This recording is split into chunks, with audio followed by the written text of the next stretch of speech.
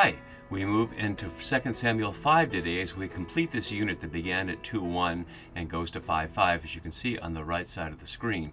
I won't be putting up keywords for chapter 5 because most of chapter 5 will be part of a unit with chapter 6 and 7. Once David is made king, he'll engage in a series of activities to consolidate his reign in various ways, as we'll see. So we'll look at keywords in chapter 5 as we begin to look at the whole unit here of chapter 5 to 7.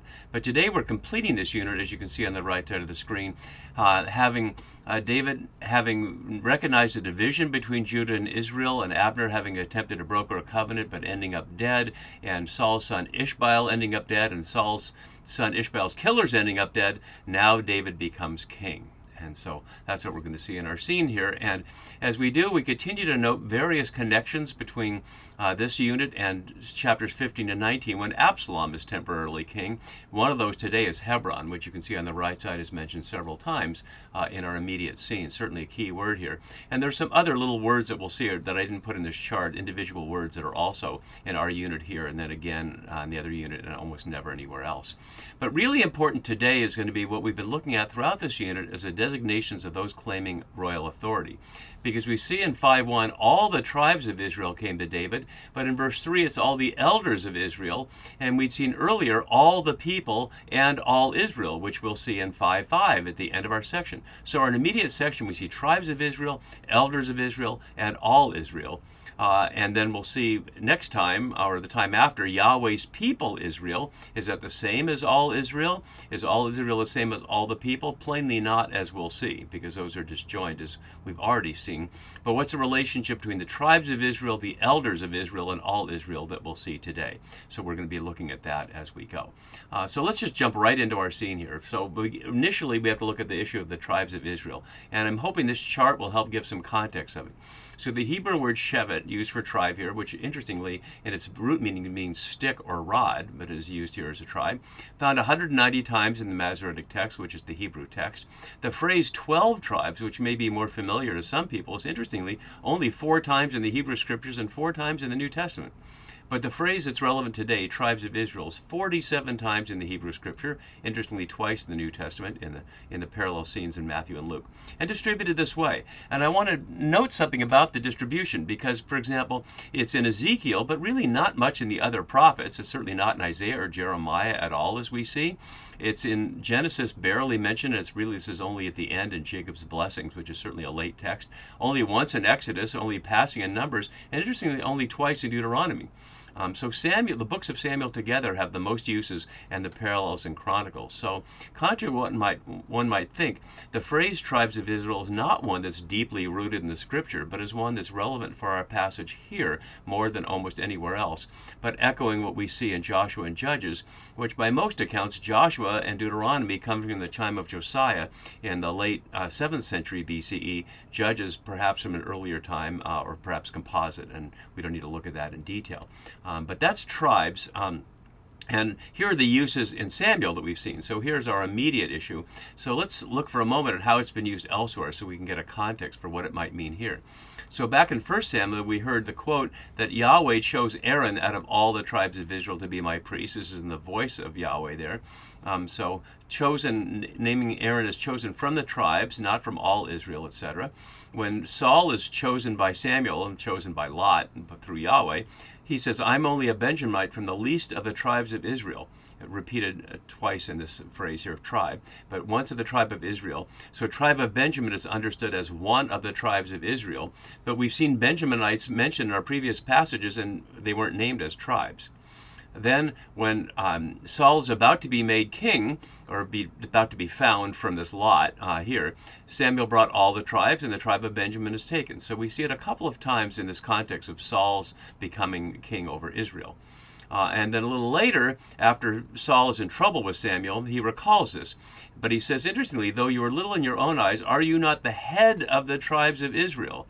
Yahweh anointed you king, which is to say, is it being king that makes him the head of the tribes of Israel, or is this some other role? We certainly haven't seen any other role that would put him in charge of anything other than his own household. He had no power at all apart from Samuel choosing him in response to Yahweh's calling him. So we see it there around the issue of Saul. We see it here today, and then we'll see it later when Absalom is trying to take David's place that he sends to the tribes of Israel. And then we see it, that's at the beginning of the Absalom story, and we see it here at the end of the Absalom story after David has come back, and they're wondering about who really is the king. And so then we see it in the aftermath, where the brief Sheba rebellion, where he's trying to get the tribes of Israel to follow him. And then finally, at the very end, when David calls for a census, he says to Joab with him to go to the tribes of Israel from Dan to Beersheba and take a census, which he gets in trouble for. So other than the census at the end, the tribes of Israel seems to come up when there's a regime change. It comes up around the question of getting Saul anointed, around the question of getting David anointed over Israel, and the question of Absalom and Sheba seeking to gain support amongst the tribes of Israel. But I'm going to go ahead and look at the elders of Israel while we're at it, so we can see how there might be a difference between one and the other. So here we have the elders of Israel, interestingly found almost the same number of times as tribes. Shevet, that was 190, this is 180. And the phrase elder of Israel is 31 times, and once in the New Testament. And we see it distributed somewhat similarly. Notice again, only Ezekiel among the prophets. There were a couple of mentions in Zechariah and Hosea of the tribes, but only one each. But not again in Isaiah or Jeremiah, the other major prophets. Only in passing in Kings there.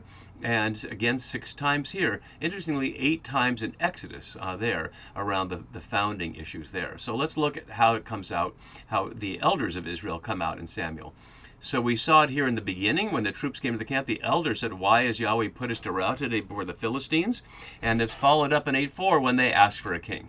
So it seems like the elders are behind the call for a king, behind the issue back in chapter 4 that maybe Yahweh will save us, but they need more help, and so they ask through Samuel to ask Yahweh for a king.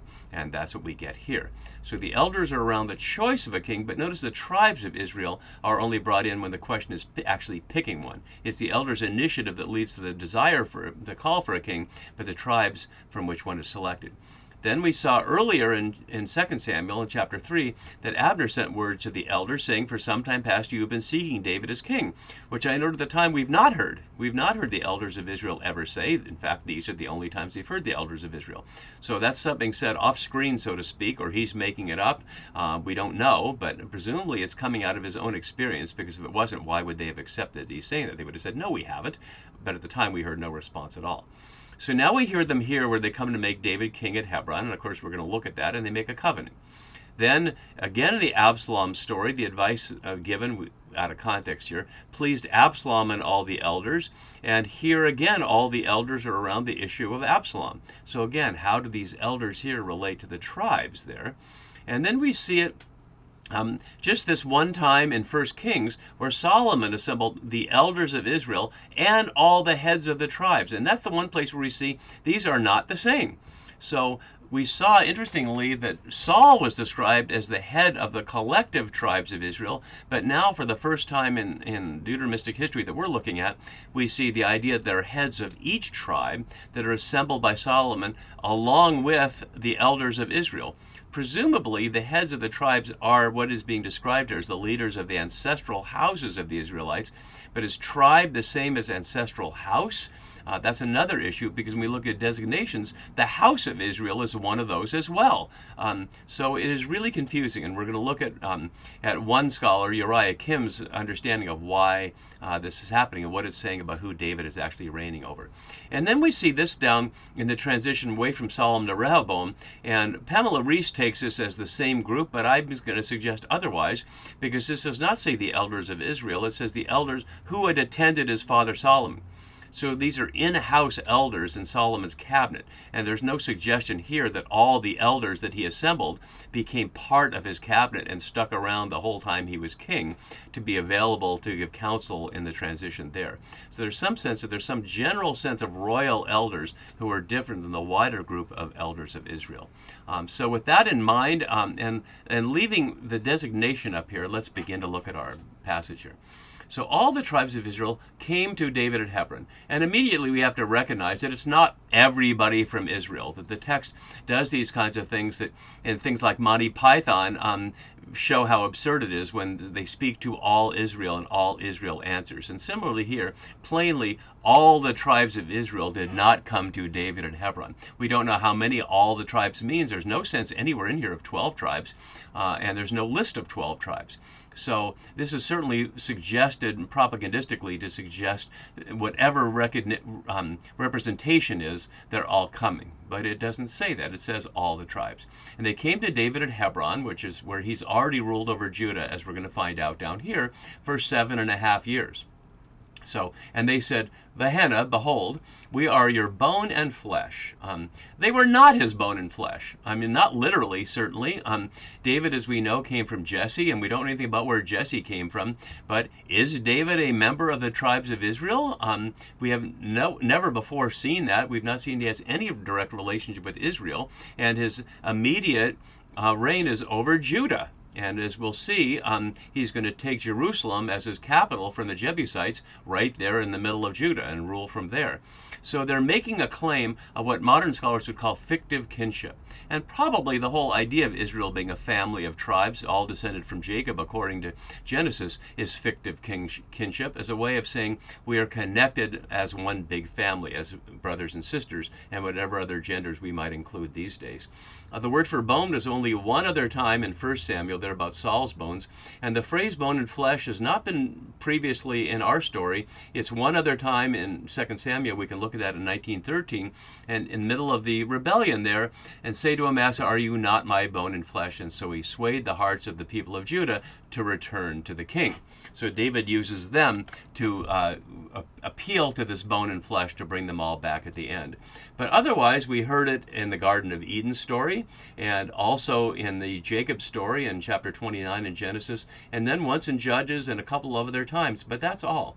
As Polzin notes, it acts like a narrative bridge that spans the many meanings of brother on the one hand and house on the other. And that's connected to the very point I was just making about the tribes of Israel and the house of the elders of Israel and the house of Israel as well overlapping. So, they say, for some time, echoing what Abner said to them in 3:17. Let's go back and look at that briefly if you don't remember. So Abner sent word to the elders of Israel. This is not the elders of Israel. This is the tribes of Israel. For some time past, you've been seeking David as king, which we don't know of. But now they say, for some time, using the same phrase, while Saul was king over us, it was you who led out Israel and brought it in. The phrase for led out and brought in means to lead in war and to return safely from war. And the whole phrase here uses doubled verbs for both led out and brought in for emphasis. So we could say, you led out, yes, led out, and brought in, yes, brought in, with Israel at the end, not in the middle of the sentence, as it has in the New RSV. So they're emphasizing that Saul was king, but David was doing all the hard work. And then they say something we don't know was ever said. Yahweh said to you, and the you is emphatic in the Hebrew along with the verbs that were emphatic here. But we've not heard that Yahweh called David to shepherd, but to rule. And yet it will happen in just a few verses, as we'll see in a couple chapters in 7:7, where Yahweh via Nathan will say that he was selected as shepherd. So we haven't heard it yet in the story, but we will hear it interestingly in 2 chapters. And presumably it's the first time David will hear it as Yahweh's voice, even though it's through the voice of Nathan. And shall be ruler, which is to say Nagid, not to be king, although they're going to make him king. And Nagid was back to 1 Samuel 9:17, where the issue was choosing Saul to be Nagid here. And there doesn't seem to be a distinction in the people between Nagid and Melech. But as Barbara Green noted back then, as Nagid, Saul is the story of the kings and how they came to be and went mostly wrong, a narrative whose task is to invite reflection and self-knowledge, which is to say, she's saying the Saul story was about the reflection on monarchy one way or another, and whether some kind of ruler short of a king, a Nagid, something less powerful than a Melech, might be important. But this is what they say, that they understand that Yahweh has said to David, he is to be the shepherd and to be the Nagid over Israel. David doesn't say a word, just like the Israelites of various forms didn't say any word to Abner in the previous element. So having said that to David, now all the elders come. So we saw that the tribes came, and the elders must be something separate from the tribes, but what exactly does that mean? As Graham Old notes below, the clear separation of the roles played in 1 Kings 12 by all Israel and the elders should encourage readers to ponder carefully before conflating them in the much briefer 2 Samuel 5, 1-3. But again, I'm noting the elders there were the inside elders, and Pamela Reese makes the same point that he makes elsewhere. But plainly, whether those elders in 1 Kings 12 are the same as the elders of Israel here, plainly the elders of Israel are separate from the tribes. So they came to the king at Hebron. Notice he's already named king.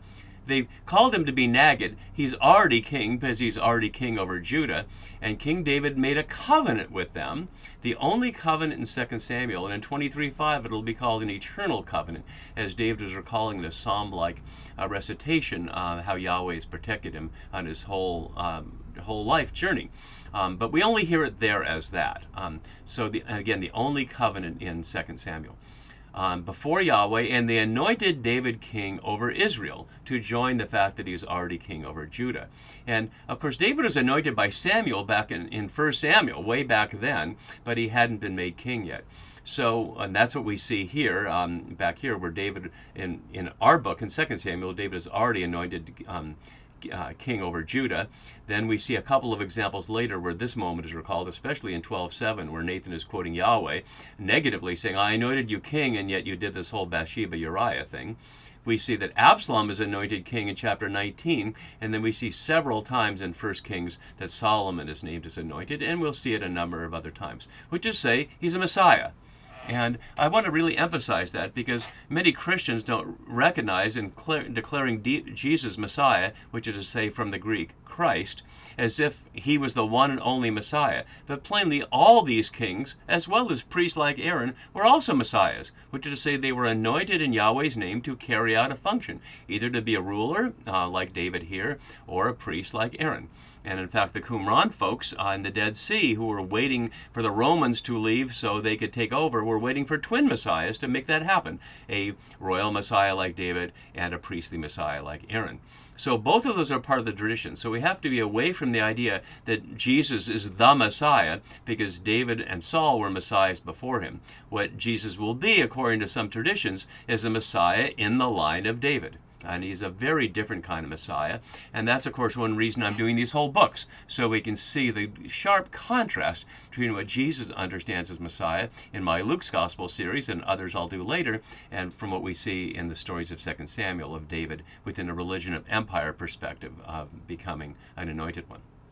So now he's anointed king over Israel. And then we get, for the first time, a sense of how old he is. And then we realize just how young he's been this whole time. He was 30 years old when he began to reign, which is to say, now 7.5 years in the past. And so we recognize that these first chapters here, from the time of the lament over Saul and Jonathan, through the quote, play by the pool, and what Abner attempted to do, has taken 7 years. We might have imagined these were just quick events one after another, but quite a bit of time has passed. And he reigned 40 years.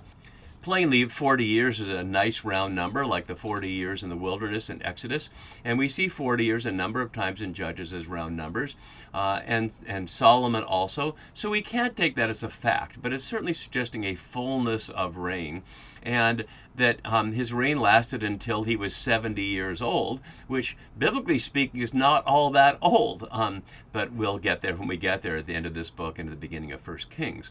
And so the narrator provides one more piece of detail that frames what is said to be coming. At Hebron, he reigned over Judah 7 years and 6 months, I was just noting. And at Jerusalem, which he doesn't control yet, so this is about the past and this is about the future. But speaking about the future as an already done deal from the perspective of the writer, he reigned over all Israel and Judah. Now we have all Israel. So is that different than the tribes of Israel? Is it different than the house of Israel? Is it different than all the people? But this is the bottom line. He reigned over all Israel and Judah. Notice that Judah isn't qualified by all Judah. So what might that mean? So to make sense of it, let's go back to a note that I skipped here on verse 3 from Uriah-Kim, as I mentioned earlier, where he tries to make some sense of it. He says here, in the end, David does not take over Saul's kingdom, which is based on the support of the Highlanders/Israelites who wanted to differentiate themselves from others in general, like the Amalekites, for example, and the Philistines, and from the Philistines in particular, following Abraham Faust, an archaeologist who's written a lot about the origins of Israel. but creates a hybrid kingdom which is composed of people across various identity boundaries, including the Philistines, and established on Hesed rather than identity.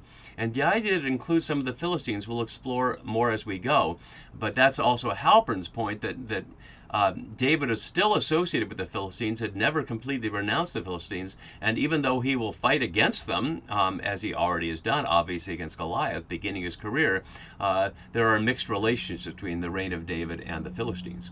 So the point being that these various groups are left vague and overlapping to highlight that, unlike what Abner did when he anointed Ishbaal, when Abner made Ishbaal king over Gilead, the Asherites, Jezreel, Ephraim, Benjamin, and over all Israel. Notice all Israel again.